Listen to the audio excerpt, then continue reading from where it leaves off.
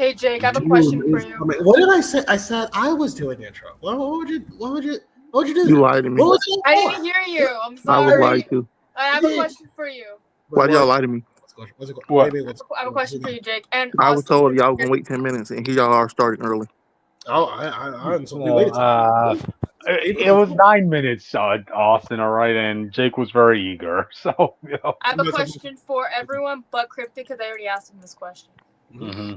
Who would win? No weapons, just all in a giant room. Who would win? 100 British people or 100 American people? Americans, depending on how many are Florida. Mm-hmm. It depends on what state. Yeah, what state are we calling? What state? You gotta give us a state. Let's do it in a neutral location. No, I mean like what state are the Americans from? Yep. Any one of them. Any of them. Okay. We can't. That's not like that's. There's too many. You can't have a bunch of different people from different places in this fight. Let's say from Jersey, Jake, for argument's sake. Let's say from Florida. There we go. Wait. You said 100 people will do 2 from each state. Okay, 2 from each state. Okay, you know what? Yeah. I don't know. Depends I think we got it. I don't know. It depends. I don't know what British unity is like. Are the British like a patriotic society? I don't know. No. Okay. Mm-hmm. Then it might be evenly matched. But I'm saying if we get like, you said only hands? Yeah, no weapons. If we get, I think Austin's right. If we get 100 Florida people, it's Drover. If we get 100 street-bred New Yorkers, it's over. Yeah. You know, like yeah, it depends on the state. That's all I'm saying. But like, all things equal. Yeah, but here's the thing: British people love to be delusional. Well. More delusional than we are. Just remember that. Well, I mean, they're the ones who had a TV show where the president of the United States was assassinated, but there were no repercussions for it. So. Exactly. I have to wonder if there's ever a British cryptid out there, you know? Like the British cryptid, he's like, yeah. There are even British people that are like, yeah, we would lose hard. Yeah, there's just the British cryptid. He's like, yeah, how dare the Americans rebel against us, sir? Yeah, how dare they toss out our tea? Oh my God. Austin, how dare they melt the statue of King George and make it to a cannon? You know? Yep. Oh, hey, audience. Oh, yeah. Oh, hi, Mark. What's going on? Yeah, we'll get started. Okay. So, all right. I guess I should do the honors. Okay, welcome to Phanatic Live, the news and reviews of the week, audience. You're here with me, Cryptid Seeker 415. Hey, paying a guy to strangle you does have its own pros, audience, at a convention. And that same guy who strangled Cryptid is going to my local con. Yep. Thank you, Sergeant Slaughter, for that. And right on 4th of July week, that's something I'll take it to my grave, audience. You know, I got strangled by Sergeant Slaughter in 4th of July week. Like, yay, America. This man just admitted he got treated like a commie. He's happy about it. I felt what his enemies must be facing, Austin. Let's put it that way, you know. But and your next up is me, Jake Tylenol. When all else fails, pray to Michael Bay, I guess. Oh God. Breaking wall here, man. Fuck Michael Bay, man. Yeah, fuck Michael Bay. Anyways, I'm Rick, also known as the Witch of Jotunheim, and it's hot in here. It's hot in this room where I'm at. Yep. Yeah. And together we form the Phanatic, and we talk about the news and reviews of the week. And on our special Monday nights, we talk about the media news. We also got some media reviews. Hey, we'll be talking about Ironheart, the first 3 episodes. What? Oh, okay. We'll be talking about Ironheart, the first 3 episodes. There's a thing from Sunday, but apparently we're talking about Megan 2.0. I thought I was just gonna vomit some thoughts out about it, but Cryptid said, you know what? No, we gotta have a discussion about it. I said, okay, all right. Yep. We'll talk about Transformers and how this franchise is going to be in hell, most likely. Okay. Actually, it won't be. And we will, Matt Reeves. We'll talk about him more too. We also got some other stuff, so please stay tuned. Don't forget to subscribe. Bell and Lich, what are our socials?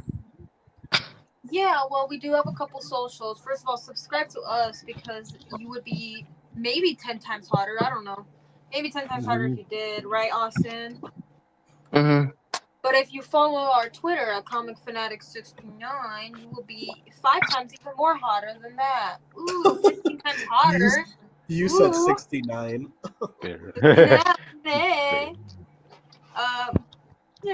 If you don't want to follow the whole crew because, I get it. You could just follow me on my Twitter at WitchofYoten with an E instead of a U. I talk about things sometimes, You'll never know what I talk about unless you follow me. Anyways, you can also follow me on TikTok, Instagram, and Twitch whenever I decide to fucking do that. At witch_of_Jotunheim. I do try to post stuff on there, so stay tuned, I guess. I guess. You can also find me on Tumblr and Blue Sky at Northstar Aria. You can find me on Rednose/Xiaohongshu at Witch of Jotun. And if you want to support me financially and see some cool up-and-coming stuff from me, you can find me at Witch of Jotunheim on Ko-Fi. Or if you want to support me financially, my Cash App is in my Linktree, which they should be posting every single time. Sure. Yay! But if you want to find some of the other guys, Austin is not dead anymore, so yippee! Everyone say yippee! I still feel dead. Yeah, and Jake is where are you at, Jake? Currently in Chicago.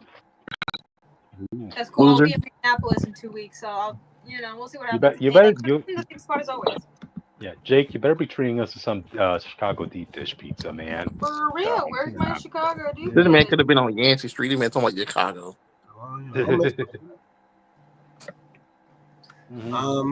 But yeah. So, yeah. Alrighty then. With that out of the way, guys, let's get on to the topics. Did y'all talk about the Fantasy Four final trailer last week? We didn't. I didn't want to see the last trailer because, to I be want to fair, keep they still didn't show the like this, to be fair. Yeah, I just want to have some surprises at least, Austin, so yeah. All right. But anyway, yeah, let's go to the first topic. Who wants to do the honors? Austin? Yeah, you watched more of it than me. I watched the 1.5 episodes. So. I watched all 3 of this. So we're talking about Ironheart. What were your thoughts about it? It was all right. I like it. Wait. Before we do start, people blew this out of proportion, so I want us to get. We're talking about. Okay, thank God. Okay. No. They blew the thing. They blew out of proportion with the people were using the if Tony Stark wasn't a billionaire thing, and they're like, there's 2 things wrong with that. We've seen Tony Stark without money in Iron Man 3, and he's still able to do stuff. Yeah. But the second thing is they're asking the wrong question. Okay. Elaborate. They said was Tony Stark still be Tony Stark if he wasn't a billionaire. The real question just be, will he be Iron Man? Which is like, even if he was, it wouldn't be the same. Exactly. It would be. So but you're asking the wrong question. Because the biggest problem with Riri that I have that people seem to just gloss over, the problem is that she's poor and she's smart enough to make something to get out of it. She just doesn't do it. You put Tony in the same situation, he would definitely build something to sell to get out of the situation.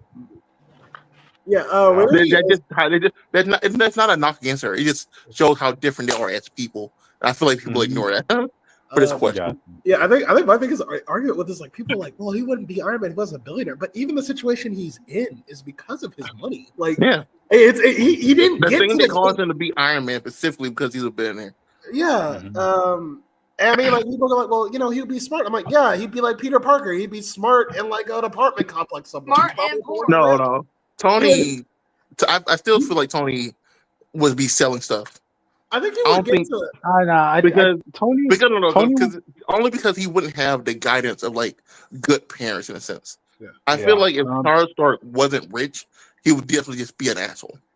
I think he would do military selling. Honestly, I think he would just sell. I think he would do. But then Tony's going to be rich. No. But that's what I'm saying. It would still wind up being he'd be rich anyway. There's no he doesn't get to. And people keep bringing up the Mach 1 suit all the time in this, and it's like, motherfucker, that thing barely even worked. That shit it fell apart. That shit was ass. The suit y'all gotta talk about with Tony Stark being poor is what he did in Iron Man 3 when he broke into the place to find the Mandarin. He didn't have a suit. He had the handpiece, and he made out of hardware stuff from the store. They made it $50. Gotcha. I just want to bring up a little something about, like, Tony Stark's situation, whether he would still be making money if he was poor or not. Like, pretty much Tony and Howard are kind of like the same person, right? Like, and it was stated that Howard, during his upbringing, he was poor. His father sold fruit, and his mother was in the laundromat. They pretty much worked in laundry, and they pretty much were living in the ghettos of New York during his childhood. It was just Howard Stark who had to use his genius to kind of build the empire up. That's empire up for nothing. That's all I was trying to explain. If it was like, if Tony was poor from the start, he would still find a way to make money way before anything happened to make him Iron Man. Yeah. Her, because she already seen Iron Man, is only focused on just making the Iron Suit. And that's why she's poor. It was just like very like realistic for it's a shitty mindset, but a lot of artists have that mindset where they see like the big thing they want to do and they just want to go there first. But it takes like a real like smart guy to be like, wait, let me just like do the small steps first. No, I understand. Yeah, but that's fair. Yeah, like I understand. It just shows the different mindset between these two people. Yeah, like we all have to start. Yeah, we all have to start out somewhere. Quick question: does Riri have a job? No. Which is where we come up to first. Wait, did you watch the show? No, I didn't watch the show. No, he didn't watch it. Do you really want to? Are we doing spoilers? Yeah, go ahead. I mean, I have no plans on watching it. First, and then we can get. Oh, okay. Yeah. Let's do our general review, I guess, and then do it. So I think with this show, actually, I gotta say, it was like a really enjoyable show. Like I remember, I really liked it. I think it's like a breath of fresh air from other Marvel properties that we don't get to see often. From episode 1, it feels. Are we doing like the full thoughts, or are we just doing like a brief thought? Then we'll come back to it. What are we doing? We'll do a brief thought and then go forward. Okay, brief thought. All right, my brief thought. It was enjoyable. So, goes next. I'm half and half. I enjoyed it, but a lot of stereotypes did get on my nerves. But to be fair, those same stereotypes are in the comics, and they got on my nerves there too. Okay. That's valid.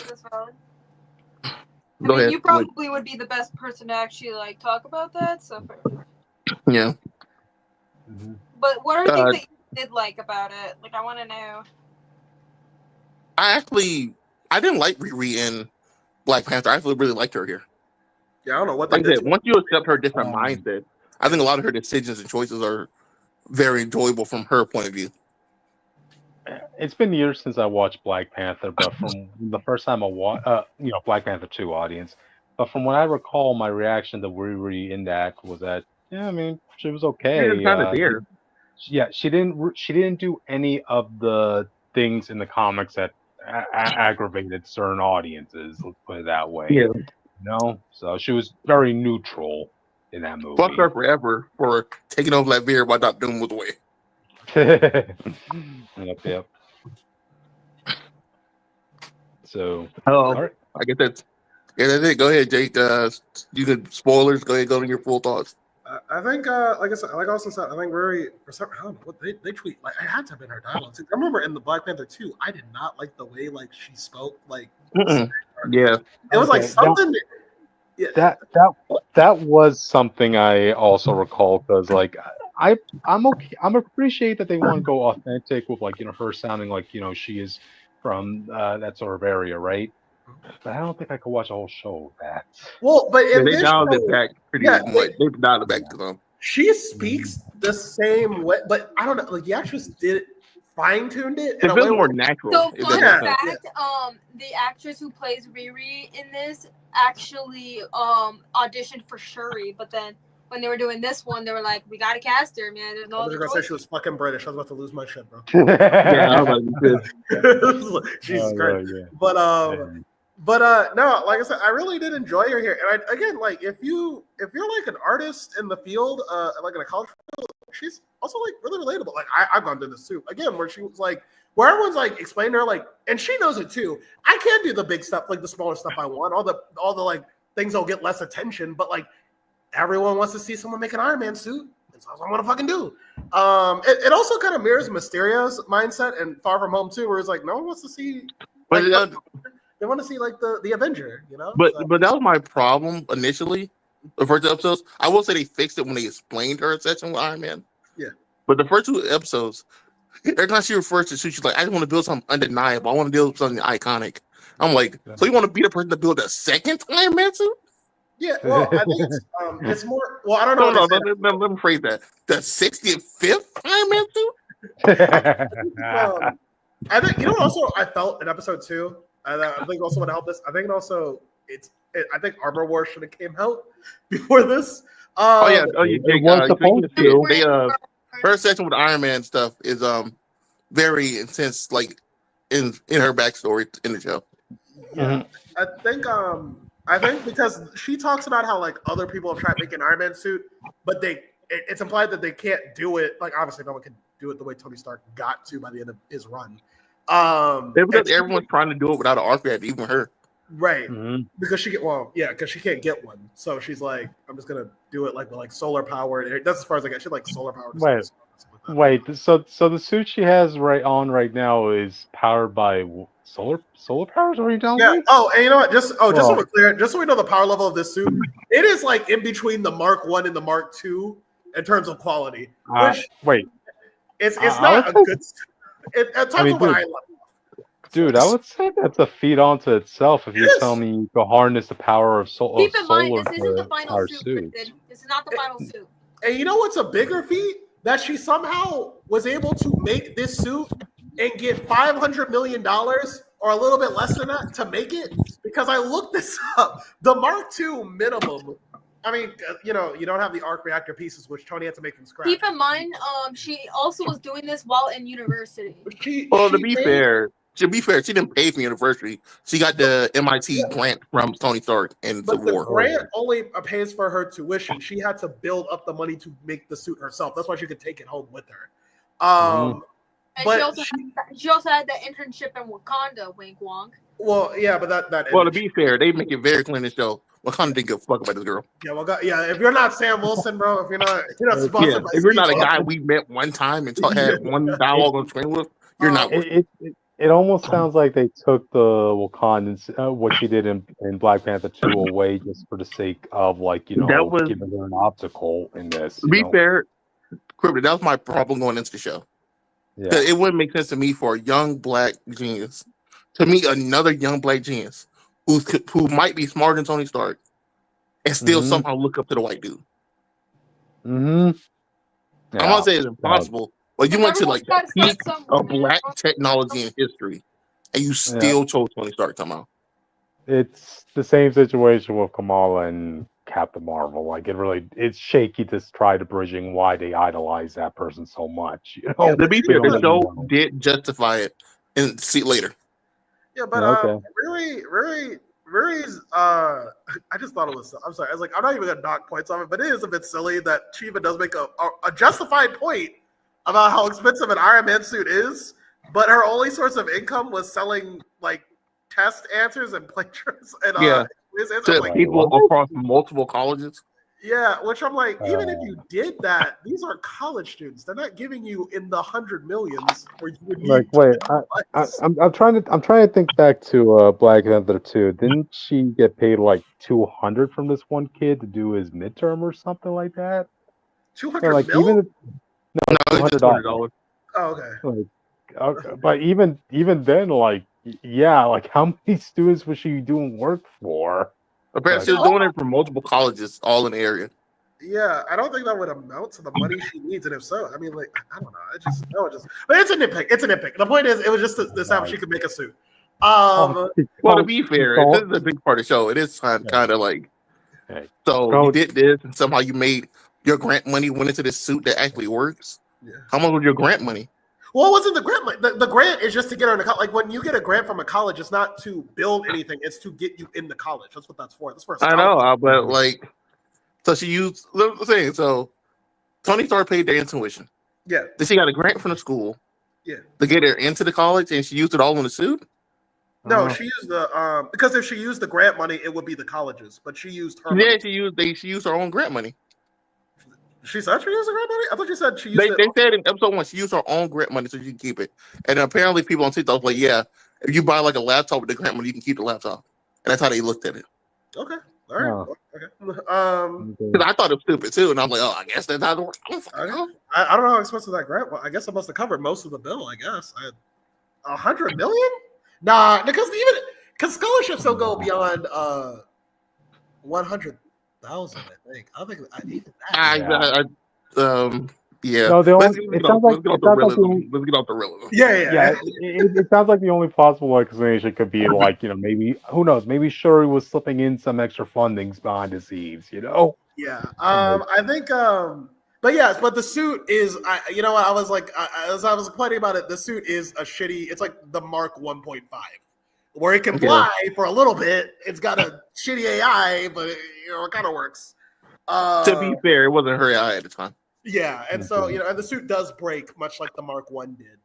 Apparently, Tony Stark gave AI to MIT.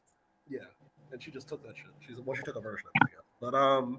But yeah, outside of that, like we do see Riri's lifestyle. I like the dialogue between most of the characters, mainly because like I live in like in Georgia, so like basically like a lot of the dialogue I hear is like ways I hear people talk a lot. Yeah. So and it was family Georgia too, so I thought that was funny. Yeah, so like so I did find that really authentic. I like the little kid. The little kid was making me laugh. Like he was just the little kid with the wagon. Yeah, like, $40 and you call it a deal. He was just hustling, but it wasn't like they weren't trying to make him cute either. They weren't trying to make him cute either. I like little kid characters that just like the funny thing is that they speak like adults when they're just little kids. That's like the funny thing about you hear that, Critic? That means he don't like kids. He just like little shits. Yes. Awesome. All right. that's the truth. But yeah, I did enjoy that. I did enjoy the Hood's gang. We got our villain of the season, the Hood. Dude, I was shocked when I saw that the Hood was gonna be in this show initially. I was like, yo. And he's actually really cool in this, and that's that's a hurdle. Go ahead, Critic. I was about to say, that was a hurdle going into this show, I recall, because, like, how are you going to... Because the Hood seems like such a random villain to face off against someone like, who has an Iron Man armor, Like, yeah, he has 2 magic guns. That's his arsenal in the comics. Like, to be fair, but he had demon powers for a long time at this point. Yeah. That he can fight on. He can definitely fight a lesser Iron Man. Okay. And it's close you're gonna get to Iron Man fighting someone with like magic shit. This close, this close to get the 10 ring. I'm telling you that right now. A thing, I don't know how true it is, but I saw this thing where we're gonna get. Do you know who Zelma is? She's like the. You mean they chick that like Loki? Doctor Strange. Yeah, the chick dated Loki or something for a while. I think so, but I heard that she might be in this show, and that's sick as hell. Okay. I just how I feel about that. It's already weird they're giving Riri magic. Cause now it's like, oh well, this was the student of Iron Man, and that's just moved more to like Doctor Doom territory. So bringing Zelma and essentially all the more links to Doctor Strange, I just see how I feel, especially if the show gets like a season 2. Yeah. It probably won't, unfortunately. This show, I found out. I don't know if it got review bombed before it even came out. It's over. Yeah. I don't know if it's they talked about it on the show. Apparently, because I know I said this, so I wanted to correct my record. The show was not mismarketed because they were worried about it. It was because this was supposed to come out earlier, but there were strikes at the time because of the AI craze and everything. But also, the problem with the show is that like Marvel doesn't want their stuff to interfere with each other, so they did the 3 episodes a week is to avoid this coming out by the time Fantastic Four comes out. Like they want you to have this in your mind and out of your mind by Fantastic Four. but it also has to come after Thunderbolts. And they need Thunderbolts to end before they can release this. So this is just it's just come out a lot sooner. Yeah, and I'm also pretty sure part of the rewriting they had to do with this was like when they originally wrote Ironheart to have her show, they wanted it to bridge into like the Champions or the Young Avengers or whatever they originally planned. The rewrites came from. Remember, she was originally supposed to be in the Rhodey movie or TV show. Yeah. And so it was supposed to be Black Panther 2, the Rhodey thing, and then this. Okay, but then all roads would still lead to her being part of whatever that young version of Avengers was supposed to be. After Miss Marvel's out gathering people. Yeah, but I'm saying by the time I'm pretty sure by the time they started doing the show, whatever plans they were going to do was already fell through. Like, you know what I mean? Yeah. It was very clear that like the Young Avengers were not going to assemble by the end of this, like before Doctor Doom came. So I don't know. I will say this: there's a scene in the hood that I did want to talk about because there's a scene where this girl goes and put on this guy's hood, and then she gets a surprise that like his friend slammed her head into the table. Oh my god! Wait, you what? stole the guy's magical power suit. Yeah, no, that's true. I don't think it was supposed to be a magical power. Well, they don't know it's magical, but they know it has powers, and they know he don't play about it. Yeah. So anybody to be fair, she did apologize, and he apologized later. Wait, I'm sorry. Are we spoilers now? Are we getting into spoilers? Oh yeah, we're already in spoilers. Go ahead. Well, just double checking. We also got a comment. Yeah, it better be Tony, bro. Kara is saying, "Sorry to break in, guys, but bad news. I just heard Jim Shooter died." Oh yeah, I saw that earlier today. Oh shoot! Yeah, he passed away at 78. I'm assuming of old age. Yeah. Damn. It's still time to a long life at the end of the day, but damn, that's not news I was expecting to hear today. Wow. Rest in peace, Jim Shooter. Thank you for all your contributions to the comic community as a whole and all that good stuff, Yeah. Yeah. Guys want to give a thought? Thank you for apparently he died of esophageal cancer. Oh, okay. Wow. Okay. Wow. There's only so much you could do. Which you were about to say something? Nothing. It's nothing. Gotcha. Austin? I'm really kind of lost for words. Gotcha. Kara saying he was controversial but prolific. And yeah, prayers. I mean, he did keep my fave alive that one time. Yeah.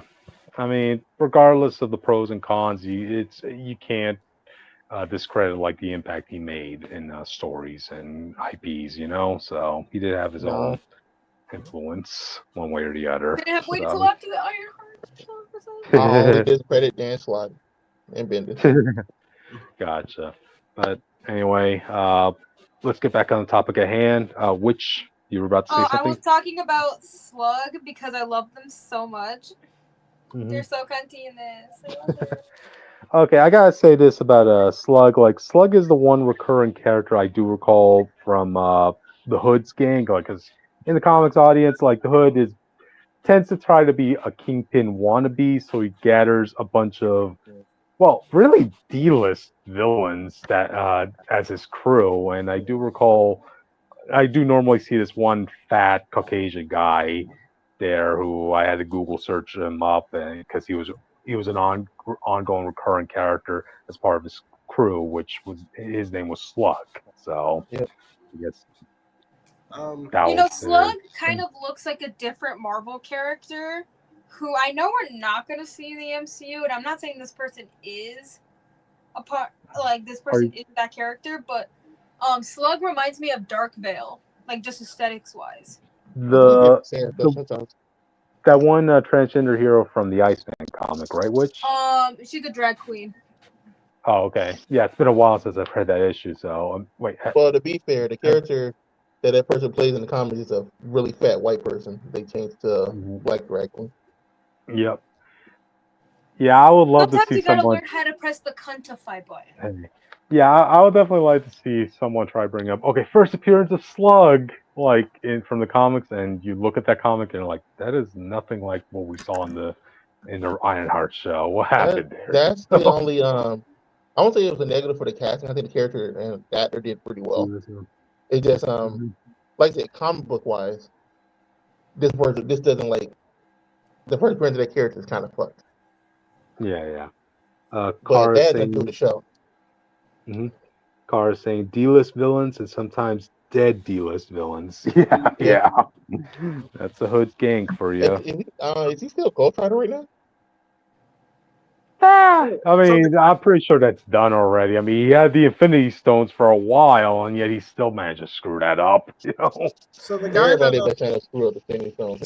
So I got halfway through episode 2. The guy that Riri's with, that's a Stain, right? Like, that's Ezekiel Stain, the son of the. I did hear about Stain's son. He's a fucking loser.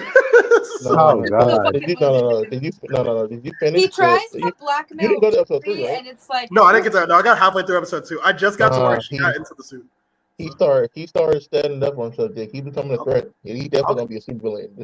Okay, I was like, is he gonna turn? Is Ray gonna make a supervillain out of this guy on accident? Yeah, her telling him to stand up for himself was the worst thing she could have did. I don't even think he just starts turning bald like his father. I'm surprised they didn't bring in Justine Hammer, the daughter of Justin Hammer, in the show as well. Yeah, like her and Reeves to have like the Supergirl Lex Luthor's sister. It sounds like it would make Austin. It sounds like it would make more sense if you brought in Justin Hammer because, like, remember, audience, Justin Hammer in the MCU, he was pretty much a Tony Stark wannabe. You know, yeah, that was the point of Armor Wars. So I guess that fell through. They didn't want to use them. Oh, okay, gotcha. Armor Wars is going to be Justin Hammer, and like I think Roxxon and someone else, all going around collecting Iron Man pieces, and Rhodey and Riri come together to have to save Tony Stark's legacy in a way. Yep. I'm not gonna lie to I remember Justin Hammer. He was so trying to be a Tony Stark wannabe that he actually brought in he actually started dating that one reporter gal that Tony slept with in the first film. He's like, look, see, I'm dating her. And the second he tries bragging about her to Tony, immediately she wants to go interview Tony. Like, god dang. Oh yeah, that woman who always treats Tony like shit. Yep. I'm not gonna lie to you guys though. Oh wait, shut. I lost my train of thought. I will say this: I feel like Tony Stark is rolling in his grave, though. That there's someone out there trying to make Iron Man suits for the mass public, and that was something he just didn't want to do. And she's like, "I want to continue Tony Stark's legacy," and he's like, yourself, fucking asshole. She wants to make. That's always my problem with legacy characters who never actually met or have a physical relationship with the other hero. At least in the comics, they kind of retconned her, meaning Tony when he's young, and he gave her a lab like he did Harley in the Iron Man 3. But here, you didn't even talk to do the MIT thing. So like, you don't know what he really likes, what he really wants, what his like. She should, because if she looked at the congressional hearing, there's a video of his congressional hearing where he said, "I don't want anybody to have Iron Man. It's my shit." Yeah, but that's before he made Iron Legion and made Ultron all the other crazy shit too. I don't want anyone to have Iron Man suits. Make some thousands of them. The last thing we have to talk about. Unless I got to talk about, unless there's something in episode 3 I don't know about, is Natalie. I hate that. Yeah, no, I hate it. I hated it. Yeah. I like her, man. No, her character's fine. The idea of her character is fine. Yeah. But you can't tell me if an AI took on the face of your dead best friend, or God forbid, it would have been the stepfather. Riri is still like, what the fuck? I know, I'm saying, but that's why I couldn't get into her, because I know I would never get over that situation. I think mine's different. It's more like, and I'm sure they'll explain it because it's a plot thread. I'm not sure they explained episode 3. I don't like how like this is like even beyond like fucking Jarvis at this point. It's like, what the fuck? Like what? Oh, you mean the memory thing? It's only because the memory thing only because of how she was made. Because she was connected to Riri's brain. She has all the memories that Riri has of Natalie. But she don't remember from Natalie's point of view, which is the problem. No, but it's even more like with Jarvis, it's like Jarvis is like, if Tony tells him to do something, there really isn't a debate. Oh, I mean, it's like she is like because of how Riri remembers Natalie. That's my problem. That's why I hate it. Yeah.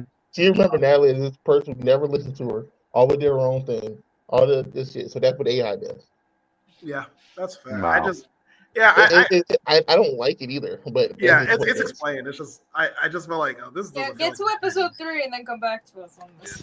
I guess this is supposed to be a play on when Tony Stark was her AI in the comics, right? That was like when the dead Tony. Basically. Yeah. Obviously, I don't think Robert Downey Jr.'s want to come back for. I don't think they want Robert Downey Jr. The show wouldn't afford the show would not have afforded RDJ. No. Be fair, he originally was. So I don't know if y'all remember. The show was actually supposed to be directed by Ryan Coogler, directed for it. Keep in mind, it was either going to be Natalie or it was going to be stepfather Gary. That was going to be the AI. So. But you have to remember that this guy costs millions of dollars. That man probably cost more than the show. Yeah, you know. So. But I remember originally he kept wanting. He even talked about it. He wanted to be the AI thing at first, and now he changed his mind. Or I guess he didn't want to take the money for it. They looked at that paycheck. They said, "Listen, we're just." What do you mean we have to pay triple to be Dr. Doom, and then another triple to be AI? Yeah, I'm sure Mikey said, "Listen, like you, Robert." Okay. I'll dwindle it down to 7 figures just for the voice. Then how about that? You'll have enough money to make. You'll have enough money to make an Iron Man suit with Robert Downey Jr.'s check. That's not even joking, audience. Like, damn. So, yeah. I guess to wrap it up, because we have another review. Also, Austin, do you have anything for episode 3 you wanted to add? Nah, we can wait till the finale and talk about it. I want to add some thoughts on this. Actually, to some of the people who are hating this, I feel like if you came into the show with preconceived negative feelings towards Ironheart, I don't think the show is ever going to change your mind at the end of the day. So, I mean, do you plan on watching it? No, I'm not. I'm not watching it for 2 reasons. One, I'm busy as hell these days. I mean, so I'm already struggling to catch up on a lot of other shows and movies as it is, you know. And 2, I really don't see a positive future for Riri going forward in terms of content, you know, because like Marvel's already re-scrambling their ideas. Like, again, I have to bring up the Champions or Young Avengers situation, right? They probably introduced Riri into the MCU with the idea that she was going to be a big time star, but you know, right now they just kind of want to focus on guaranteed successes at the moment. Funny because in this show, by the way, I came in like not liking Riri, so I was like, I don't know if I want to show about her. But when I watched the show, I'm like, she could probably do it. I feel like she could probably be in like a bigger movie, maybe not as a main character, but she could do something. I think that's why a TV show was perfect for her. It was. It was a show that I wasn't expecting much from. I didn't think I would even like Riri. I came in and I left it. I was like, I'm 2 episodes in, well, 1.5 episodes in. And I'm like, yeah, she could. Maybe not like an Avenger. I don't. But you know, she could be in something. You know, some heroes just work as their own thing. Yeah.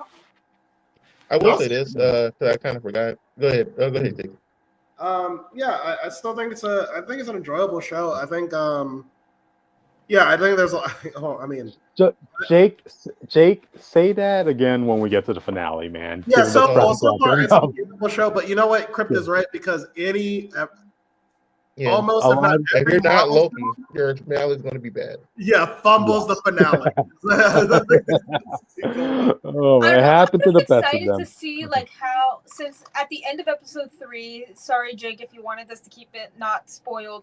So So you know the Hood's like right hand man? I forgot his name. The hand? No. The guy who was like tattooing tattooing him? Huh? Yeah. Okay. So basically in episode 3 they trying to infiltrate this one like greenhouse place, right? And so they accidentally fuck up. Well, and so basically that guy finds out what Riri did in there, and basically he tries to kill her. And so basically when the suit pulls up, because she was separated from her suit, because there was like metal detecting from the gods apparently. And so basically when the suit came, they were both suffocating, by the way, because all of the greenhouses were like sealed shut. And so basically he gets left there, right? And so when everyone else is making their escape, the Hood was like, hey, go find him. And Riri looks around, finds the guy, by the way, who is literally dying. She left to die. Basically, in her defense, she almost did get murdered by this guy, so I understand. No, I understand. I'm just saying it's a rally of the situation, though. Yeah. At the same time, yeah, that still happened. So basically, he suffocates to death. Wow. And so basically, the Hood, obviously, in his grief, he was upset as hell.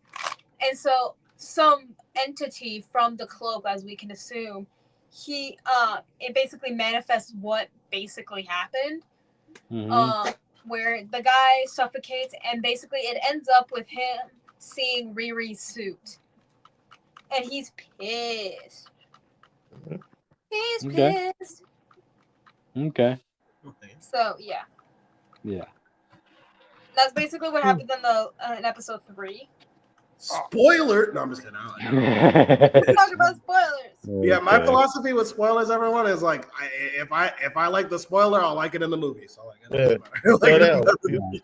before we move on, I want to say this. I was going to say earlier. I'm not lying to you. I want to watch this movie so bad. Audience, I might talk about it later, so stay tuned. Okay, Austin's going to say something. Go ahead, Austin. Okay, because I brought this up earlier. The stereotypical stuff of Riri was getting up to people.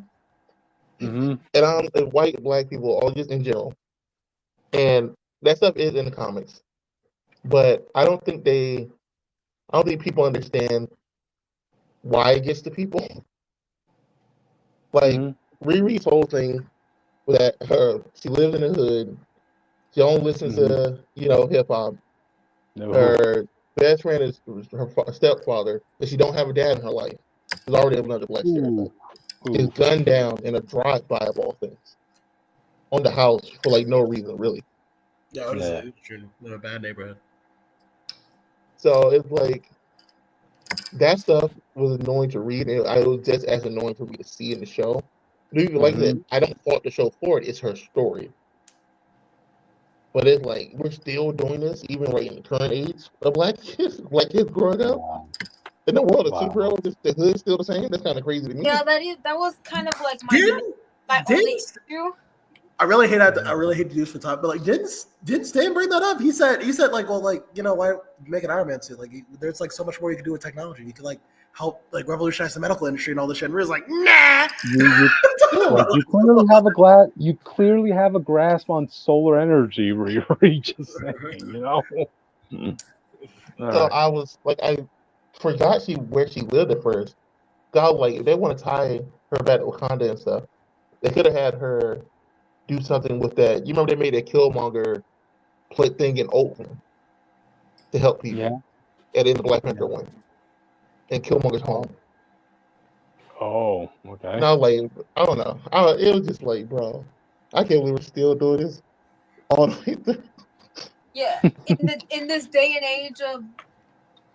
age, yes, we are still doing it. I would have been fucked up. I just hope the next time the next black character has a little bit more stuff going on. Don't give me Blade. And he's like, literally, who knows what's gonna happen? To be honest with you, bro, don't give me Street Blade, bro. Give me British Blade, please. I don't want Street Blade. Give me black and British Blade. He's British. Yeah, that's all we want. We want black British Blade. Recast Idris Elba's Blade, audience. So, all right, we're more than 40 minutes into the first topic. So, any final thoughts? I'm excited for the rest of them. Gotcha. All right, so with that, let's move on to the next topic, audience, and we're talking about Megan 2.0's review, audience. And I'm seen this film. I saw this film. Yeah, I saw the film. I thought I was just gonna like say something in the first 10 minutes and leave it alone, but then Crippen said he watched it, so he wanted to review. Jake. So which side are you on? Too. Okay, which side are you on? I enjoyed this movie. I really did. Oh, I enjoyed this movie too. Oh wow, look at that. Okay, look at that, audience. Sometimes the stars align. No, I thought it wasn't the first film, but it was like its own thing. But it was still enjoyable. It was like, yeah, it was definitely a tonal shift from the first film, which was horror based. But and I know some people are like a little bit complaining about that. But to that point, I'll add, when we saw the first Megan movie, right? It just followed all the tropes you would associate with a killer doll movie. At the end of the day, um, everybody kept wanting to see a Megan and Chucky crossover. Dude, screw that, man. I want to see after seeing this movie, I want to see a Megan and Terminator crossover.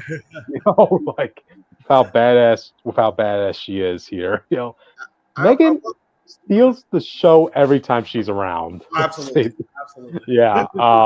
The life just, from a scale of 1 to 10, audience, like the life just emits to 12 when she's around. Honestly, So, the first body she's in was like the one where she had like when she was the toy. That was actually like one of my favorite like Megan moments because she was so expressive and emotive in that body. oh, the Teletubby doll. Yeah. Teletubby one.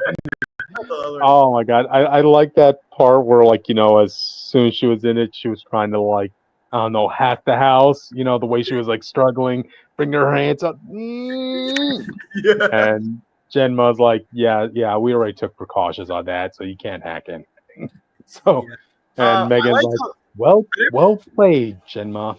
I appreciate this. I think Austin brought this up. I think we've talked about this before, and like I think the concern was that like how much justification you gotta have for like to get Megan in a body after what she did. And I like how the movie goes through, like, you get halfway through the film and a little bit of change before they're like okay. Like, we gotta because it turns out, audience, like, Megan basically never left the Genma and Katie, right? She's just been subtly working on the sidelines, hacking stuff, rerouting resources, giving them money. I mean, for God's sakes, they even mentioned, right, the apartment that they live in, right? It's a fancy apartment, right? And they try to explain that Gemma made a lot of money because she wrote a book that's against AIs, this and that. But it turns out all those books are still in a warehouse right now. They don't sell. It's just Megan who's like hacking the system to give them funds to make it look like she sells. Like, dang. Yeah. Dang. I do. There are a couple things too I do like about this movie. I'm not sure if like a lot of people are talking about. I haven't kept up with the discourse, but I do like how it's a very. I think the way it resolves is messy, but in the beginning, what they actually say about AI is very like nuanced and very like appreciative. I actually like the way they yeah. Because it's not just whole... like Go ahead. It's not even just about like AI is bad. It's really just like it can be, but like there are things we can use it for that's like beneficial. I know. So, dude, Jake, all I'm just saying, man, I don't know how far off we are from fully automated robot bodies, man, but yeah, you add that with the AIs we have nowadays, I'm like, ooh, okay, kind of a little worried there. We're far ways away, just because I've been studying this stuff. For people who are actually scared about this shit, I'm gonna tell you right now, we are like nowhere near close to Megan. Chat models like ChatGPT and Grok, like people say, it's like, oh my god, this is revolutionary. They're purposely designed in a way where they can't be like that.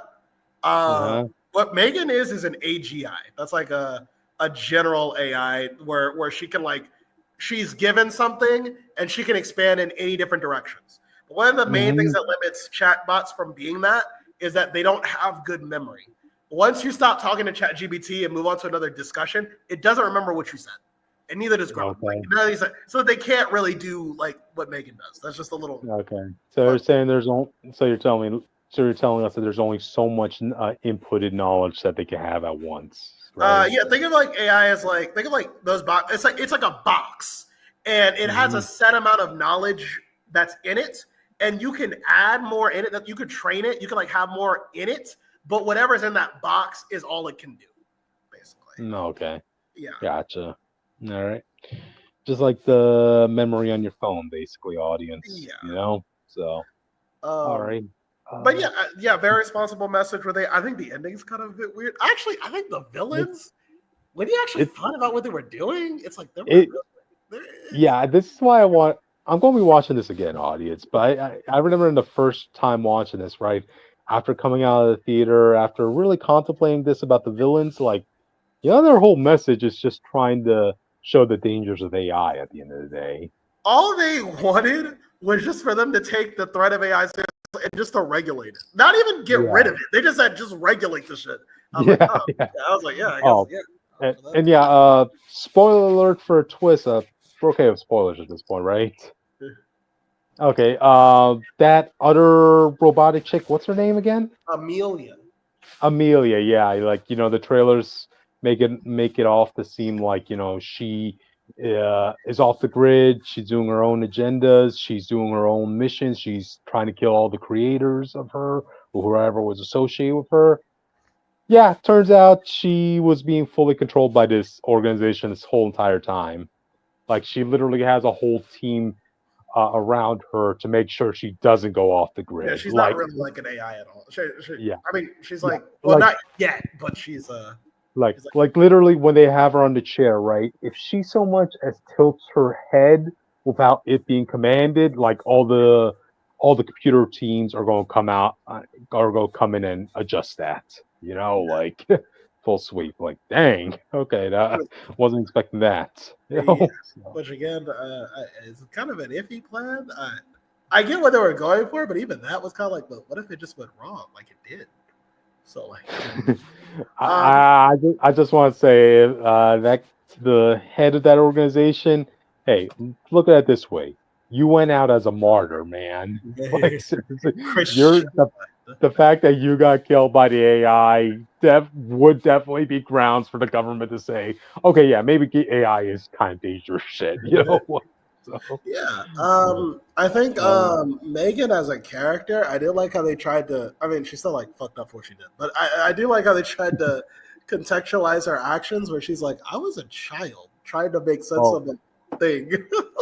yeah, like she said, like, let me put this to you in words you can understand, Gemma.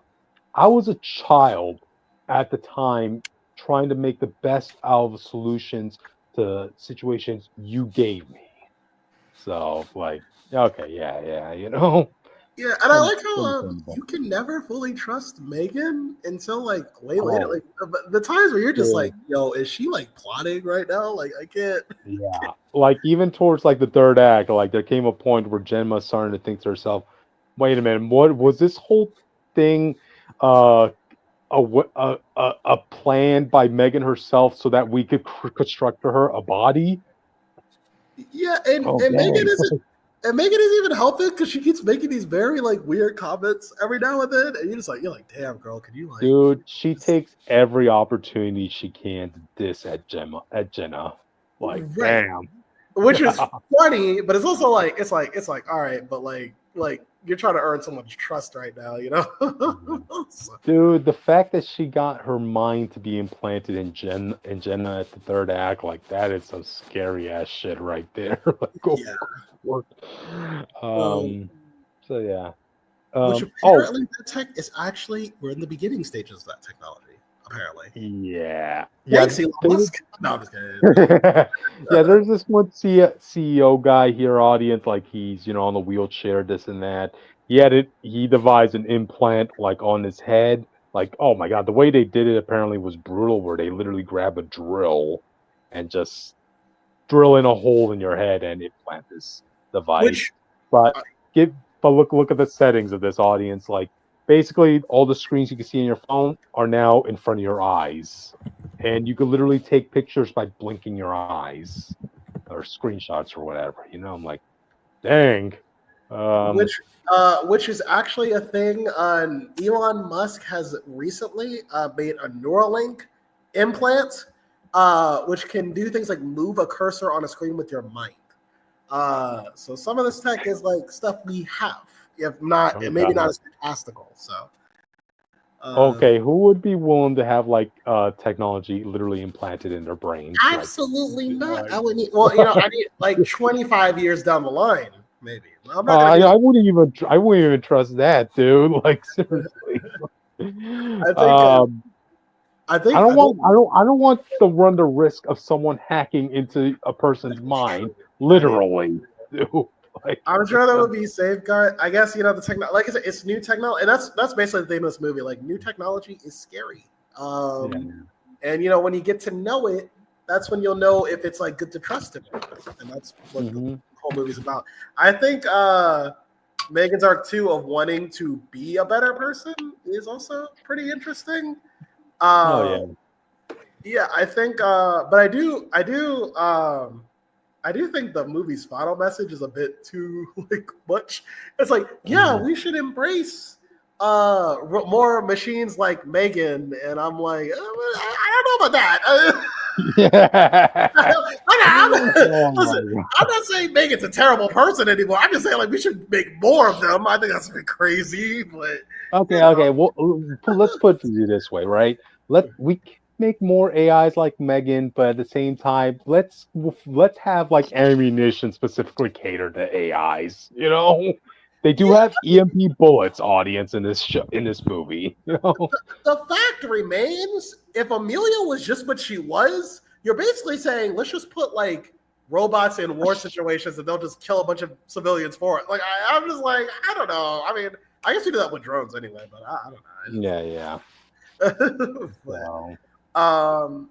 yeah, all in all, I think in the movie, like I said, it does stumble in some areas. I think the dance scene that they did was like kind of unnecessary. I like that robot dance. Like it's fun. I like Megan's reaction to all those other performers dancing, and she kind of feels a little bit offended when some of them are trying to do the robot. Like it was fun, but it was also kind of like it wasn't as interesting as the first time she does in the first movie. I can see that. Hey, that's another point. That's another point to add, audience. Like, remember, her most iconic moment from the first film was literally that dance number. Nobody thinks about the murder she committed, literally following up that dance number. I do. What was his name? Also, I think about it every night. He was the boss of the company. I don't have to remember his name. I just remember he was the boss of the company. Okay. He killed him in the elevator, and they revealed him to the next floor. Okay. So my favorite kill was my favorite part of Bruce Berser. That's what I think about. That's what keeps him awake at night. But yeah, I think what's crazy though. I think this also might be a bad thing. I can't think of like a kill where I was like, damn, that was like a good kill in this film. Was Bruce in this film? Say that again? Was Bruce in this film? Who's Bruce again? The AI that used to help beat her in the end of the first film.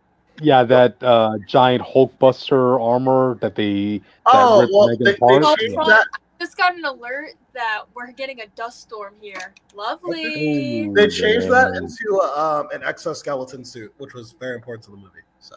Oh yeah. Shout out to Bruce. Not the Bruce. No. That's true. But yeah. Where's the kills? Did you think there were any interesting ones? I'm just forgetting. Now that you brought it up, I just can't think of a memorable kill. I can only just think of like great moments for Megan just being Megan, one thing I did like, I think I might be the only one here who's old enough to get this reference. Like, okay, so anyway, audience, like, Megan, she's been funding like Gemma and the family from the sidelines, right?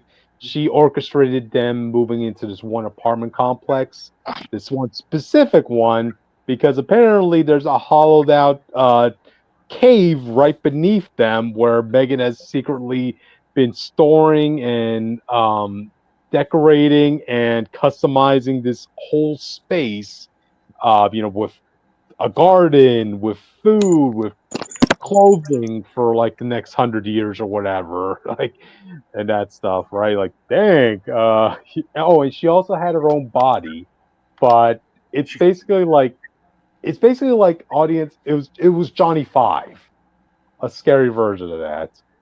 I didn't realize there was a reference to something. I just thought it was like just she couldn't make the fucking shit.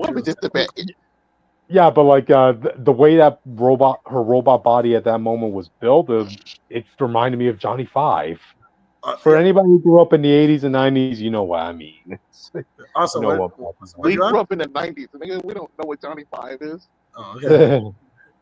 I remember watching him in CW11 in cable growing up. You have to be in the right. You have to be in the right area. All right, you got to be in the right zip code. Gotcha. I want to do all that. I want for the director to come up and like, well, no, I don't want to do something with the back case. But I do think like I said, I think the movie does have, and the more I think the really what worked for me, especially because I did a lot of research on AI these past couple of weeks. So like actually seeing the movie actually talk about it in a way that like felt more like nuanced than just screaming at it all the time. I think was really what hooked me into the movie. I was like, oh, there's like a responsible take on like basically like what technology how we should embrace technology. Well, not embrace it, but how we should move forward with new technology, how we should be cautious but also optimistic at the same time. It was like a really nuanced message for this type of film. People don't know. Jake would have got the same website if you had TikTok.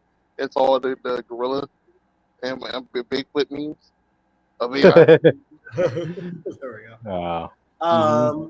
But yeah, and I think Megan, and even that aside, what you have left with that, I think, is an enjoyable time with Megan.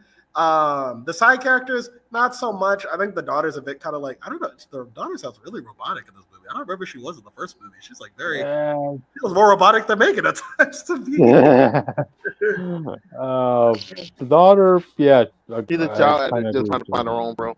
Yeah, I guess so. Yeah, pretty much. You know. I think the side cast is weak, but they're not like insufferable. So I can live with them if Megan's not on screen. And like I said, I think the villains are. I think my only problem is just the villains are way too agreeable. Like I agree with the villains 100%. I'm not saying like I want Megan to die, but if it's just save the world, I guess like. Dude, no joking, man. When they orchestrated that trap for Megan, man, and when they brought her in to show Gemma in front of her, man, they tortured the heck out of Megan audience. Like, they literally are dragging her in a straitjacket, like on the ground, one guard holding each arm, like dragging her body to the platform. Like, god dang, dude. Megan's hardcore, audience. She hardcore. So it's a robot, bro. You don't feel that. You see her face, man. Like you could definitely tell she got whipped in the face, dude. Like her hair's all messed up. I'm not giving her the credit like a soldier. She can't feel anything. Nah. She can feel upset, Austin. So yeah. Oh, did we just lose Jake? Yeah, apparently we did. So anyway, audience, this man over here advocating for robot rights. It's funny you should mention that because there's going to be a sequel to this, right? So I think it would kind of be funny if, like, in the follow-up movie, they do kind of do what Marvel Comics did in 2020, where they were trying to make a whole storyline based on AIs getting their civil rights. Oh, there you go. Oh, it would have worked too if they had a better character than Machine Man leading the group. Oh yeah. Oh, he's a Machine Man. He's just not a big name character. People did not care. he was like the Che Guevara of the robot kind. So yeah. So anyway, yeah. Yep. Final thoughts. Yeah, Megan is it's a very enjoyable time.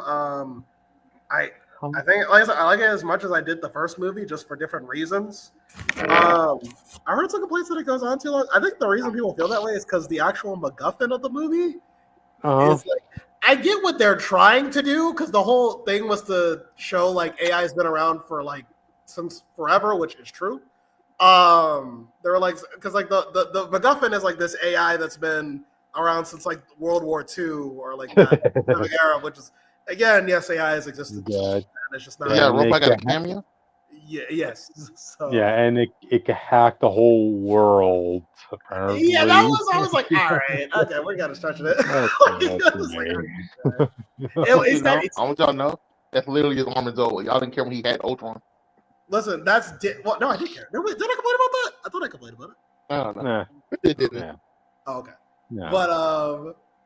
But it was an AI that increased its intelligence in the dark, so that by the time it got to the modern day, it had all of its training since World War II to do it, which isn't how AI training works, but it is in this movie. But yeah, you will figure like AI would stop learning when you turn the power off, audience. is that it needs? I mean, it can learn, but you need to train it. Like it's like a mix of it. To be fair, the first movie literally showed him turn Megan off, and it didn't matter. Yeah. So, but yeah, like I said, I don't know what a Megan 3 would look like. I don't know if it even needs it. I think Megan's arc. I think they should be bold and switch genres one more time to another random thing. Yeah. A family movie, maybe. I don't know.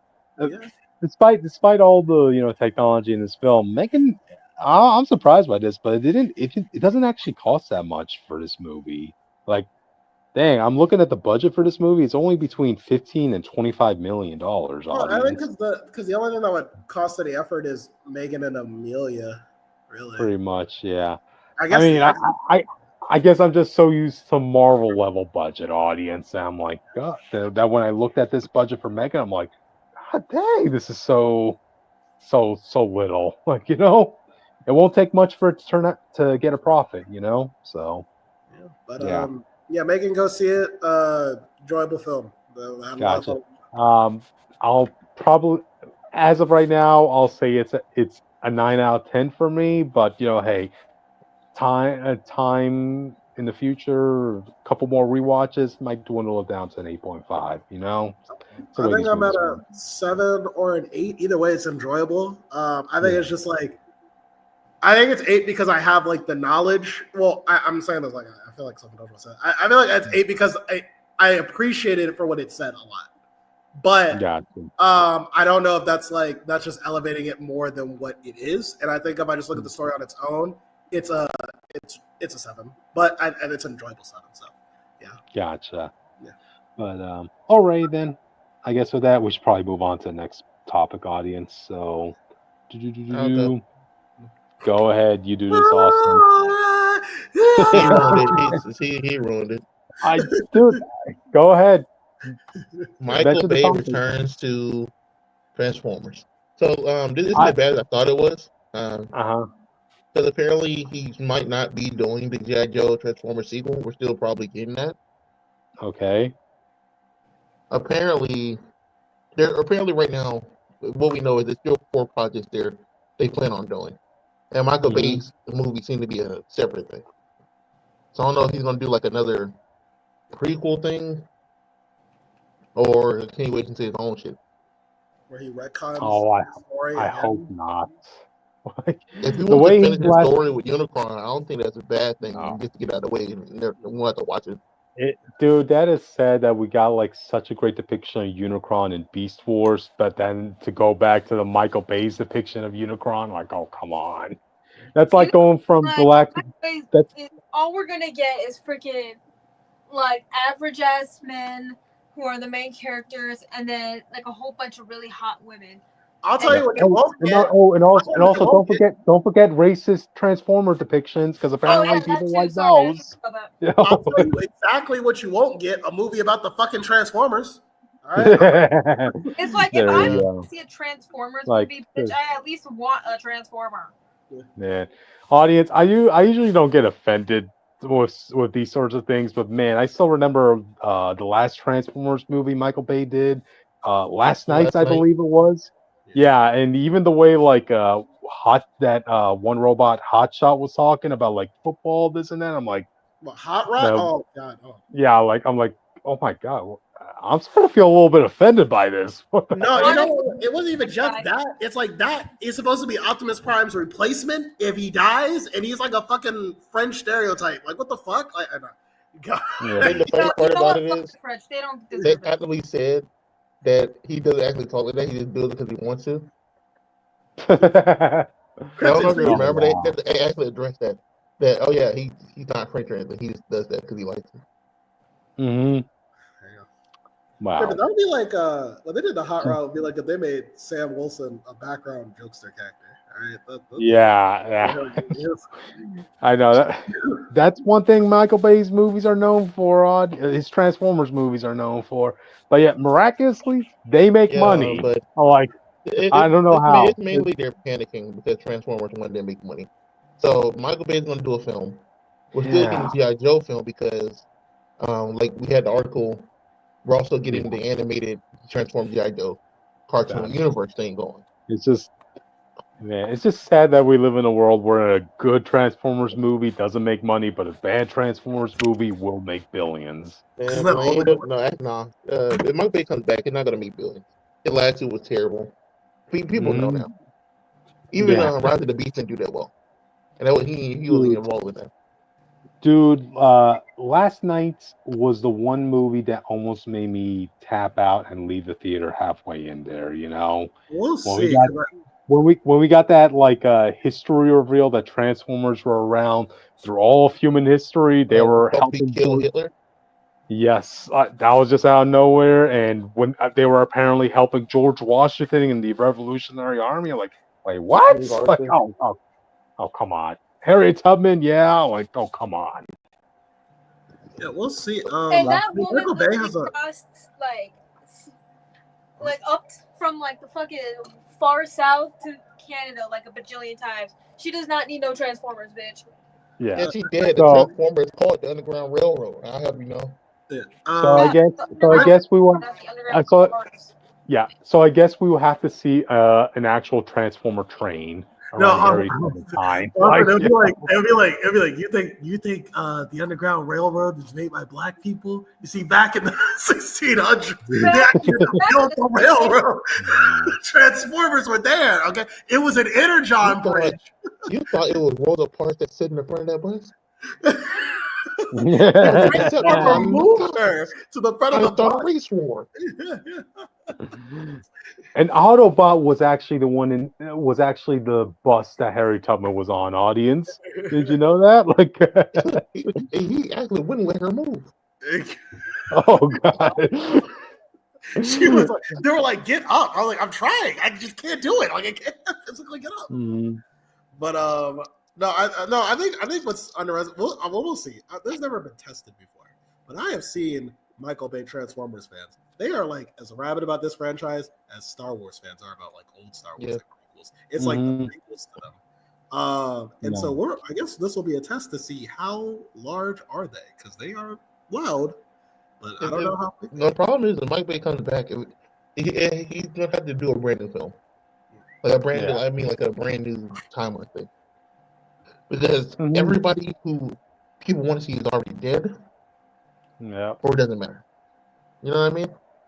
Starscream dead, Megatron dead, most of the Primes dead. Hey, this wasn't like the first time Michael Bay killed off. This isn't like the first time Michael Bay killed off like Optimus. No. Megatron. I'm not talking about him killing them off. I'm just saying if he comes back to do a new film, who he's going to use? Probably make somebody up. You have to. Like either he got to continue the Unicron thing with the cast he has, or he just needs to.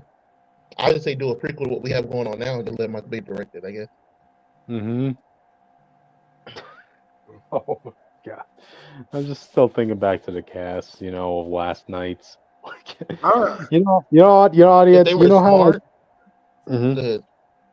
I was about to say, how I like try avoiding trailers, this and that, like for movies I was excited for. Like whenever I go to a movie theater, if that trailer is coming up, I would usually close my eyes, but I have no choice but to hear what's going on in trailer, right? And leading up to last night's, like I could already assume just by hearing the trailer that it was going to be a little girl this time that was going to be one of the main characters here. And then last night's happened, and they literally replaced her with another Megan Fox looking like. I'm like, dang. Well, we need eye candy for the audience. Yeah. I was duped. So at least he didn't make her barely legal this time. That's why, that's why they're gonna bring her back. Yeah, Jake. You just watch. So. It's crazy. I think Michael Bay, for all his faults, like I think my problem is like if he just had like, I just don't like those Transformer models because like when you rewatch those films, you'll realize like the action's like really fucking good. but the designs like really get in the way of you like appreciating it the first time. So overly I think complex.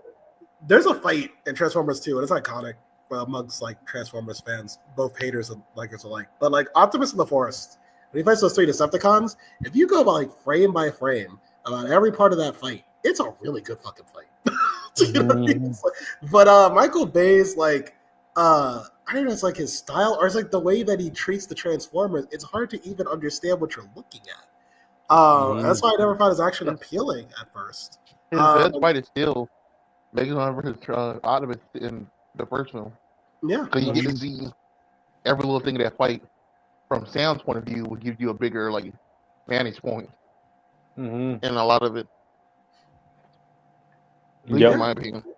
Yeah, yeah. It's because he has a problem with like focusing on he has a problem with like focusing the shots. And then also, and the final battles always suck because except for 4. I think 4 has a pretty decent final battle and 1.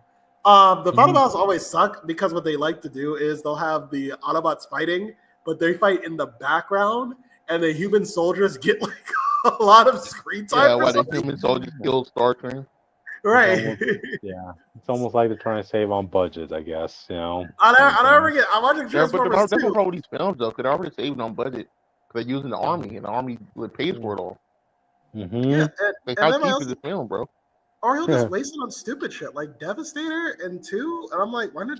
They said we spent like a lot of our budget went into making Devastator. Like this shit was hard to animate. I was like, we did all that to make a ball joke.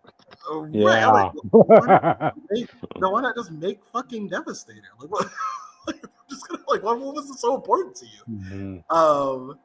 But you know, it is what it is. Michael Bay back for Transformers. This is really going to be a test to see how big this fan base for Michael Bay is. We'll see. Keep in mind, just as much as the Snyderverse people are, they're just as delusional.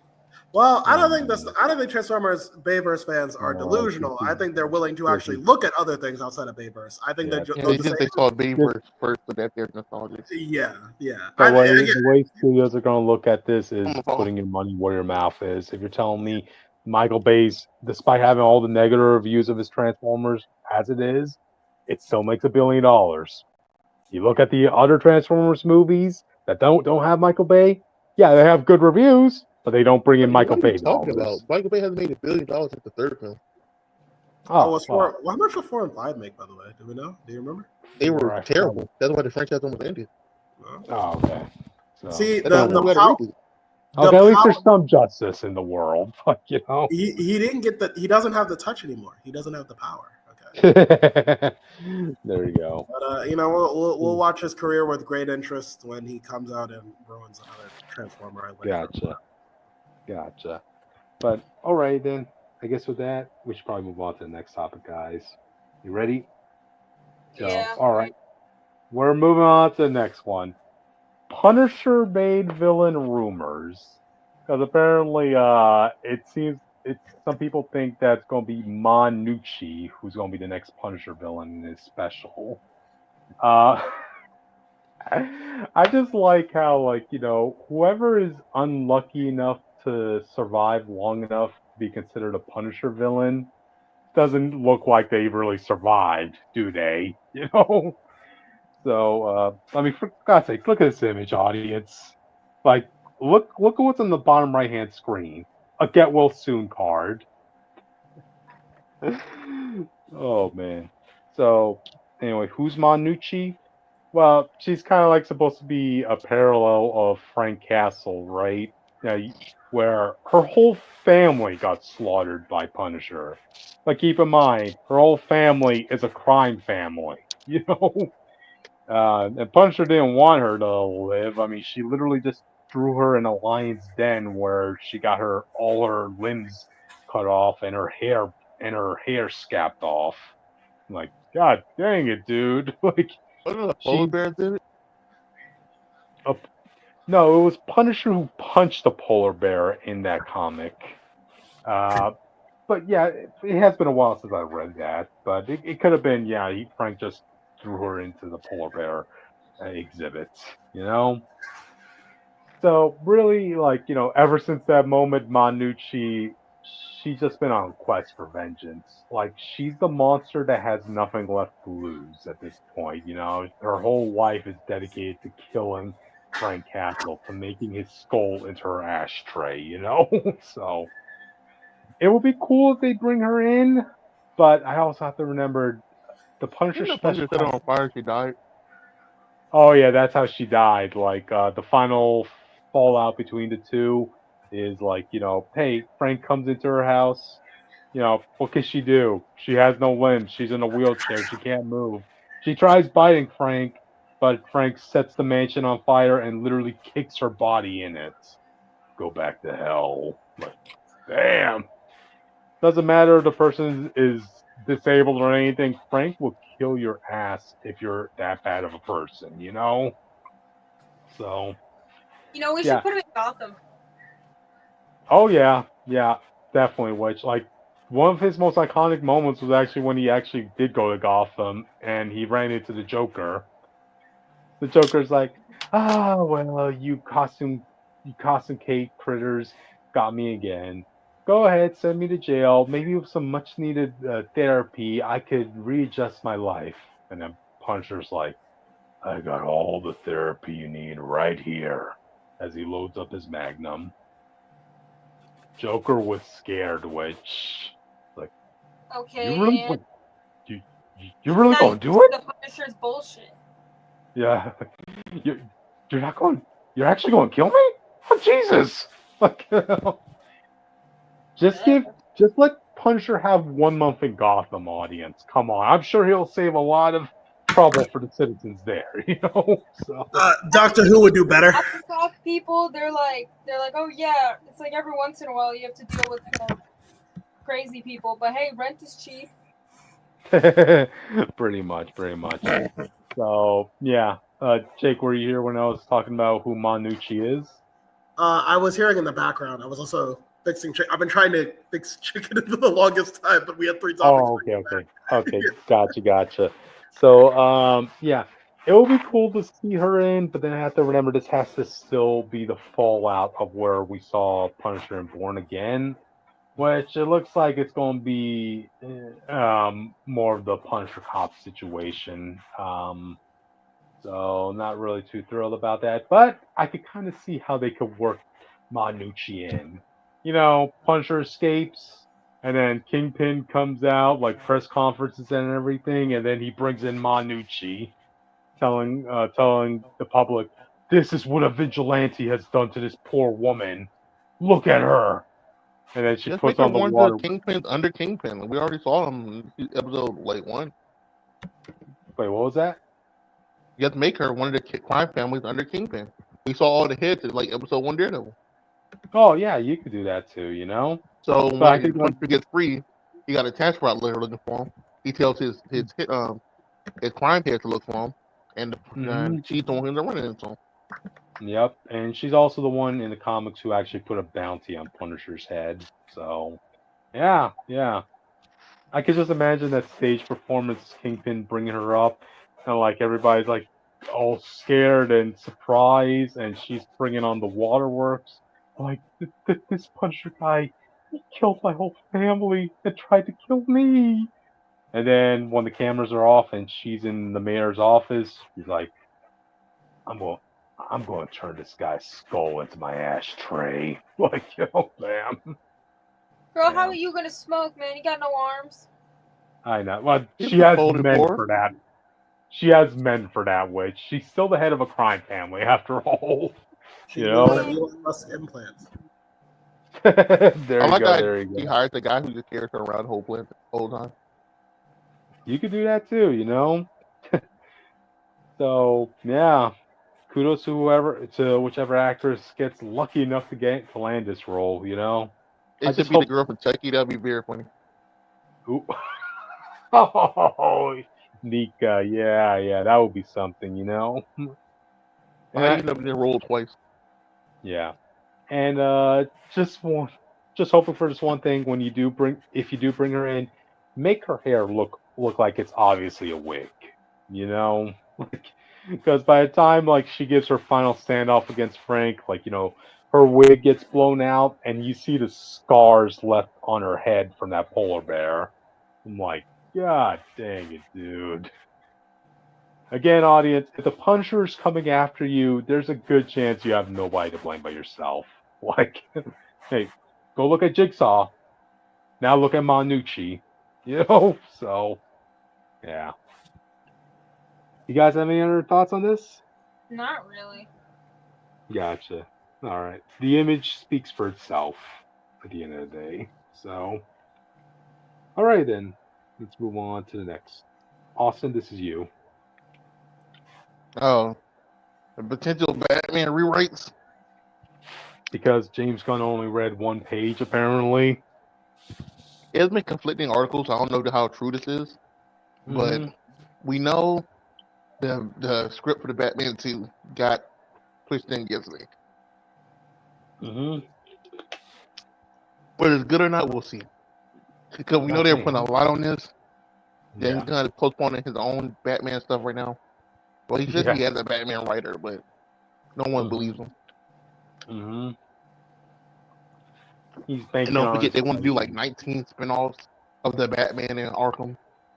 In Gotham. Oh, yeah. He has a Clayface project coming up. But if the rework is true, it's whatever, to be honest. As long as when the movie comes out, it's good. No one's going to care.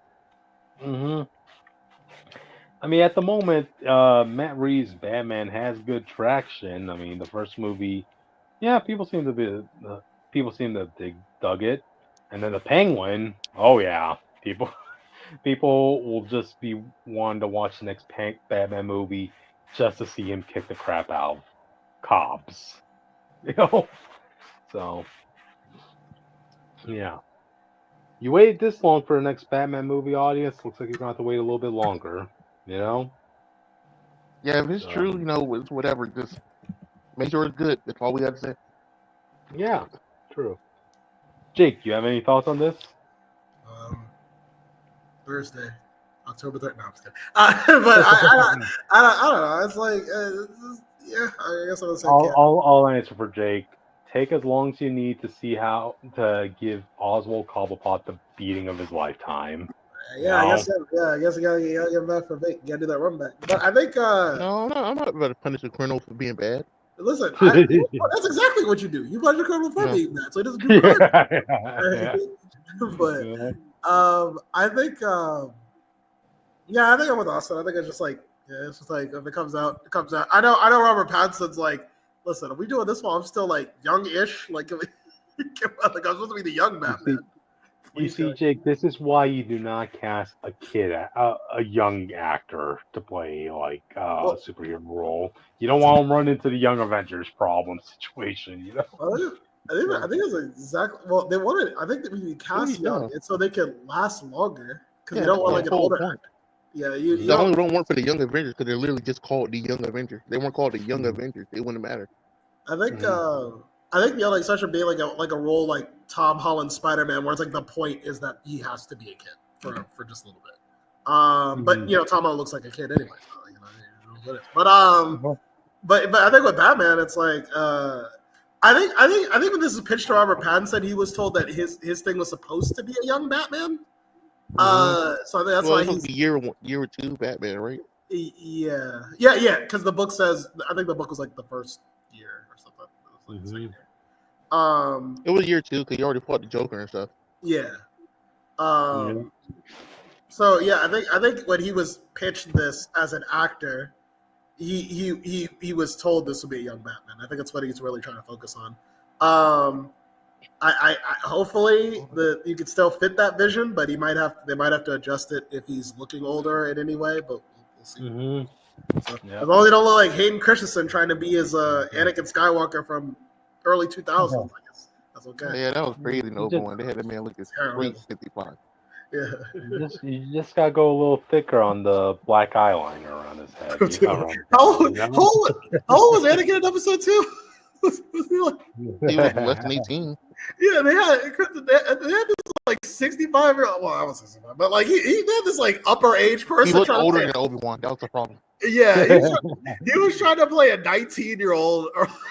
It just looks like he has wrinkles and shit on his face. I'm like, all right. Gotcha. But all right then. You guys have any final thoughts on this before we move on? Oh, no. Gotcha. All right, let's move on to the next one. Yeah, I guess I'll mention this. The Simpsons kill off Marge Simpsons? Question. For good or some Brian shit? Now I had to really. This was sparking some commotion on online apparently, and I had to literally talk to my friend. My best friend from my high school days. He's all about the Simpsons, that stuff, right? And he's like, "It's overblown. It was just a future episode, you know." Oh. But no, I honestly thought, look, this Simpsons has been going on for over 30 years. Audience, you know, you already have characters that have been retired or voice actors who ended up retiring from the roles. The voice actress who voiced Millhouse, she retired from the role. Let's see who else. Martin Prince, they got a new voice actor for them.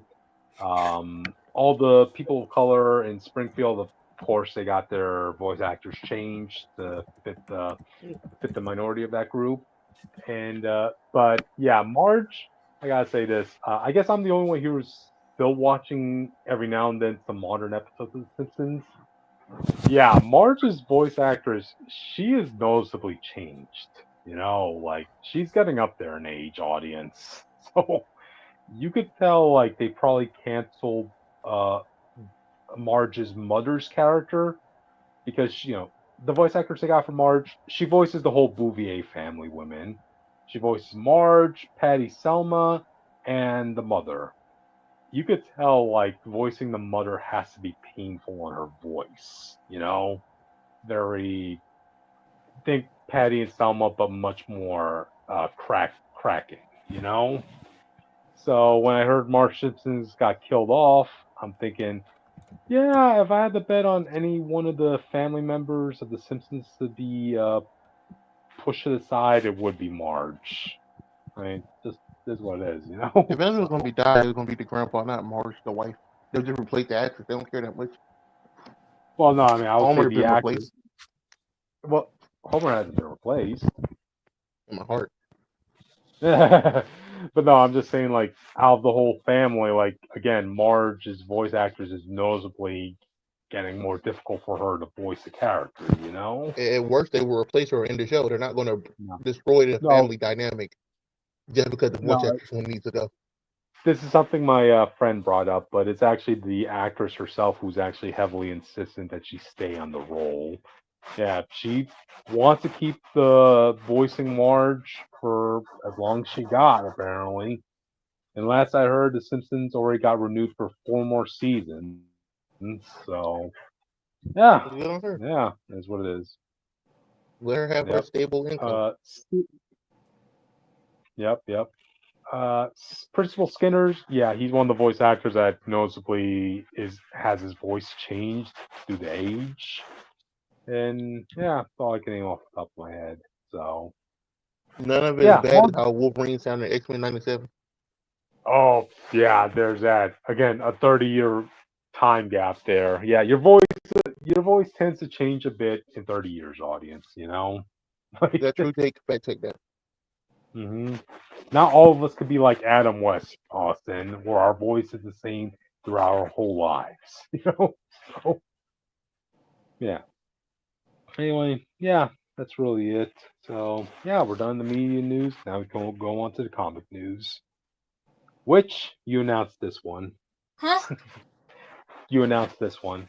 The comic news. Something Batman related. I don't remember the list. Tom King returns for Batman. Oh.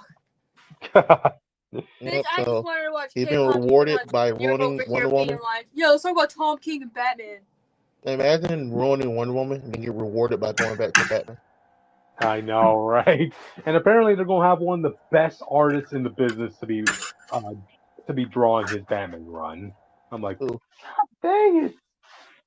No, that's what they mentioned in the article. It wouldn't surprise me. I guess it's gonna be Dan Mora. Yep. It would Austin. It wouldn't surprise me if it's Clayman. You know, the guy who did Heroes in Crisis. Yeah, it was a horrible book, audience, but the art in that book was phenomenal. I ain't really enjoyed art in that book that much. That's fine. Gotcha. But yeah, man, what a time to be around, audience, So for seeing you make Michael Bay. one of the most hated Batman runs. You make the most Mhm. hated Wonder Woman run, and then you just get rewarded back with Batman. I know, right? Wow, audience, this past week we learned Michael Bay is going back to Transformers, and now Tom King is coming back to Batman. What's next? Jake, we need a picture Taika of Waititi, Taika Waititi coming Michael. back to Thor. We need Bay and Tom King definitely clear up, Jake. I want to like the Predator scene. Ooh. Yeah, you son of a bitch. They like shake hands with each other, like Butch and Apollo Creed. Yeah, exactly what I want.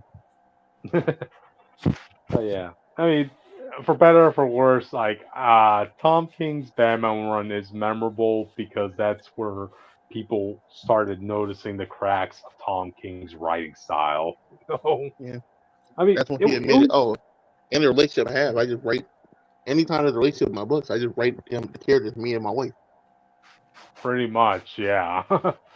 and and also like, man, I remember when that run first started, right? It was promising at first, Batman dealing with a natural disaster where, like, yes, of course, he cannot do much, like, because he's still an ordinary man at the end of the day. And Tom King introduced Gotham and Gotham Girl, who, hey, Gotham now has his own version of Superman and Supergirl. Yeah, he could do a lot with that. And he just turned them Yeah, evil. exactly. And then later on, he made Batman miserable, self-loathing, gets dumped by And bullshit. Catwoman. Yeah, how you have Penguin shouting poetry. They allowed him to Apparently, be the person to bring Thomas Wayne back on to fuck up all his character art they set up with the button and all that shit. yep. You sacrifice all that so you could have a wrestling sparring session between Flashpoint Batman and Bane naked. Yeah, audience, you heard me. You heard me. Yeah. Bane won to Bruce Wayne, train 70-year-old dad, and Bane, butt ass naked, in, playing. in the ring, sparring. This was Bane trying to teach Flashpoint Batman. What the hell? Oh, let's also not forget that it was in the same run that Tom King had Penguin marry a bird. The run he backhanded Tim Drake for the first time.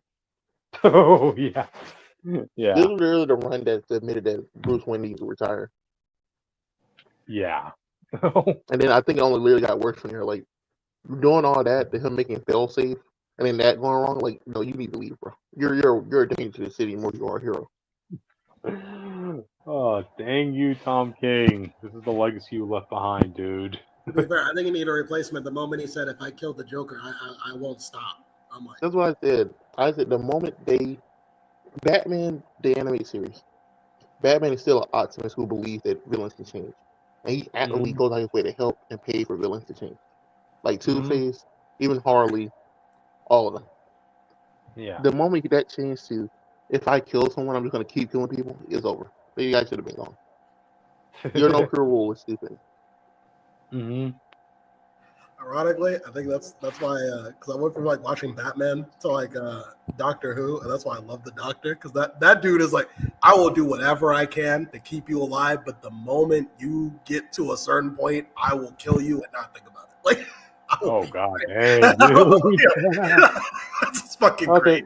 so you're telling me Batman needs to take a few pointers from the Doctor, is what I'm Yeah, Yeah, hearing. he because takes he's like point a from guy who like, literally anybody. Even like yeah. Peter Parker got lines where he will finally start murdering people. You know, like damn. Mm-hmm. Spider-Man Mr. Save everybody, babe. If I may get shot, he's gonna beat the dog shot you, bro. That shit's done. I mean, you don't need to save everybody, Batman. I mean, you could. We've all understand if you look away when Punisher is shooting Joker in the head, you know? So yeah, at least let the guy fall. Why you jumping out the building to save him? It's crazy that Batman Begins Batman got the idea. Listen, I don't have to save you either, right? No. Yeah. But yeah, the moment Alfred gone, Bruce should have retired. Mm-hmm. Bruce should have retired. Nightwing should have became Nightwing or Jason should have became Batman. And I think Jason becoming Batman would have been a lot more interesting. To him being put in that Bruce type role and having to understand everything Bruce went through with him could have been fun. And you could have had Oracle be his Alfred situation. Yeah, you know. But then I think about Jason, and I know that's just the writer's job. I wonder how they would justify him not killing Joker, because you can't have every story where he's just like, he's dead. And that's why you put him in that Batman type role. You got to make him swear and struggle to keep that promise. Yeah. Dude, it's been like 50 years already since Jason came back. Like, shouldn't he have killed Joker like 2 decades ago at this point? He did try to kill him in Hush. He did try to kill him in Hush too, and Batman stopped him, and then Batman shot him in the head. Oh God. Okay, so that's and it's not a joke, y'all. Batman, knowing who Jason was, took Jason's gun and shot Jason in his helmet, in the head, which went through the helmet. By the way, it didn't hit Jason in the head, but it went through his helmet. It could have killed him. To save the Joker. Oh Jesus Christ, man, dude. And the worst part is, right before Jason showed up, Batman had a dream, and the dream was asking him, "Why don't you just kill Bat? Why don't you just let Joker die? You need to let this guy go." But the dream was telling him that. Okay. And the first thing you did, Tony. I mean, damn, not Tony. Fuck. Rip it. Batman woke up screaming, "Is he dead yet?" And he still stopped Jason from killing him. Wow. I don't even know how to respond to that. Something like that, audience. It was stupid. That's why people hate Hush too right now. Mm-hmm. Wow. Well, it's what it is, audience. Yeah, has Tom King done anything to Superman? Now that I think about it, like, he's made his mark on Batman. He's made his mark on Wonder Woman. What has he done to Superman so far? If Tom King wants to do another hero, I would like to see him do Aquaman or Flash, just to see what he does with it. Yo. Maybe Aquaman. Well, I don't want him to do. No, my greatest fear would be Tom King's Green Lantern. I thought he would fuck up all the Space War. I was about to say, you want him to put him in Aquaman because there ain't no way anybody wants to see Tom King touch anything Flash related after what he did in Heroes in Crisis, So. Oh yeah, I forgot about that. Yeah. So. Yeah, it's what it is, audience. Sometimes in life you can fail upward. Let that be the lesson of tonight. So maybe Tom King need to go get another character, character like Mr. Miracle again. Have him do Martian Manhunter or something. This guy has to know people in the industry, man, to get all these good gigs, to get his stories being printed and being animated for future projects. That's how you get into any entertainment industry. Mm-hmm. Yeah. Oh, and this guy's also former CIA too, so there's that. Yeah, so just tortures the people who doesn't give him the books he wants. So. Exactly.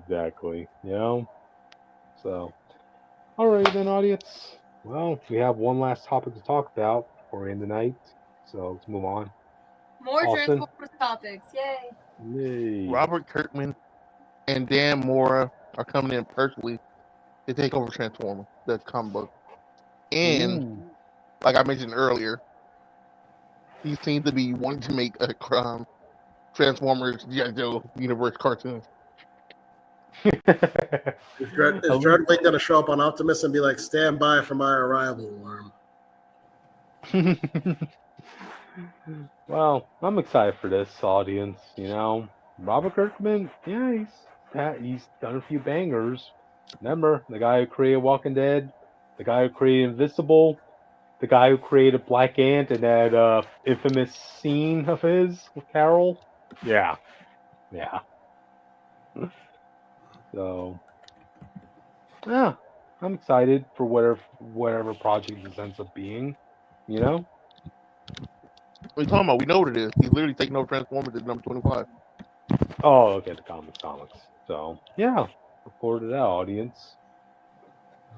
Yeah, so it seems Mm, like 25 is gonna be when the book slows down, and that's when he's taking over. Personally, I okay. guess because Void Rivals is ending. Oh, all good things come to an end, audience. Mhm. It's fine. Void Rivals is a good book, but it's just like random lore connected to everything. I don't want to say it was mandatory reading, but you got a little like you got a few good things in there. Like you saw Shockwave the first time the airplane showed up. Oh, Um, Jet Wire situation. You got to see a Hot Rod. there You know, you Hot go. Rod's alive. Hot Rod was my Bumblebee, audience. So yeah,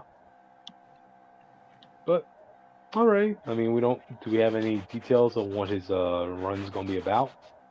All we know is that's when the book slows down. The book been on go since it came out, so he's taking over right at the end of this Megatron war and the GI Joe meet the Transformers.